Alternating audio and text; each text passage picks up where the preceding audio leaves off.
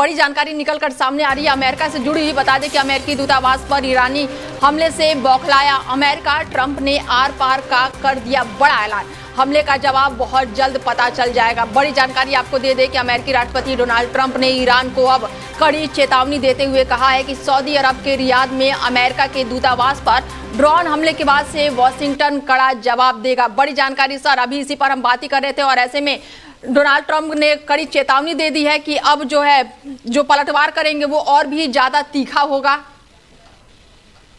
देखिए, मैंने पहले ही कहा कि ईरान जानबूझ के प्रोवोक कर रहा है। अब ईरान में कोई लीडरशिप तो है नहीं, कोई डिसीजन मेकिंग है नहीं। मैं किसी जिले का मालिक हूं, मैं अपने जिले की सुरक्षा के लिए दूसरे जिले पे अटैक कर रहा हूं। तो एक बात समझिए, ईरान की टॉप लीडरशिप को इजराइल और अमेरिका ने मिलकर एलिमिनेट कर दिया था। अब उसके बाद जो वहां पे लोग बचे हुए हैं वो अपनी मनमानी कर रहे हैं। उनको पता नहीं है कि लीडरशिप क्या होती है और लड़ाई कैसे लड़ी जाती है।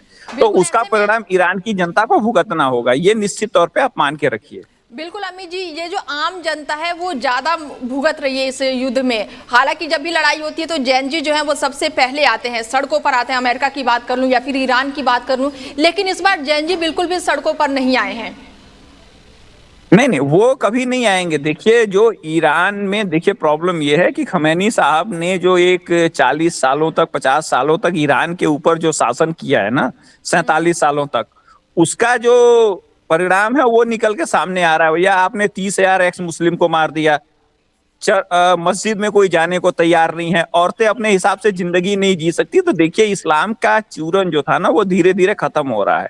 लोग फ्रीडम के साथ जीना चाहते हैं। महंगाई इतनी बढ़ गई ईरान में कि वो कंट्रोल नहीं हो रहा है। तो आप नेशनलिज्म के नाम पे बहुत ज्यादा दिन तक सरवाइव नहीं कर सकते हैं। धर्म की अफीम कुछ दिनों तक ही चलती है, तो वो उसका परिणाम यही होना था।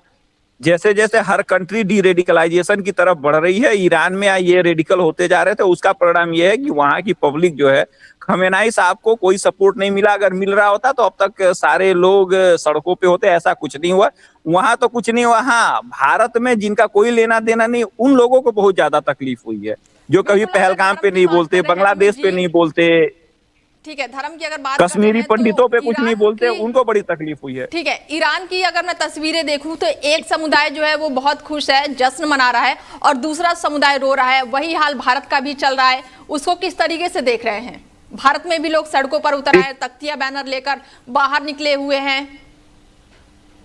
नहीं, ये भारत में जो लोग बाहर निकले हुए हैं ये वही लोग हैं ना जो पहलगाम पे कहते हैं कि नहीं, वो तो बचाने वाला मुसलमान था। कश्मीरी हिंदुओं के ऊपर को चुप हो जाते हैं, वो कहते हैं सरकार का मैटर है। भाई, जब सारा कुछ सरकार देख रही है तो इस मैटर पे क्यों प्रदर्शन कर रहे हो? बिल्कुल, मुस्लिम समुदाय भी दो गुटों में बट गया है अमित जी। कह सकते हैं कि एक तरफ जो जश्न मना रहे हैं वो अलग है। गलत नहीं, ऐसा कुछ नहीं है। कहीं दो धड़ों में कोई नहीं बंटवारा हुआ है। केवल और केवल जो रेडिकल लोग हैं वही इसका रोना रो रहे हैं, बाकी कुछ नहीं हुआ है।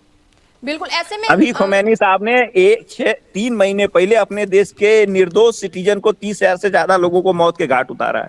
जो लोग शांतिपूर्ण प्रदर्शन कर रहे थे, उस पे किसी का आपने रोना धोना सुना है कभी? ठीक है अमित जी, तो बने रहिए आप हमारे साथ।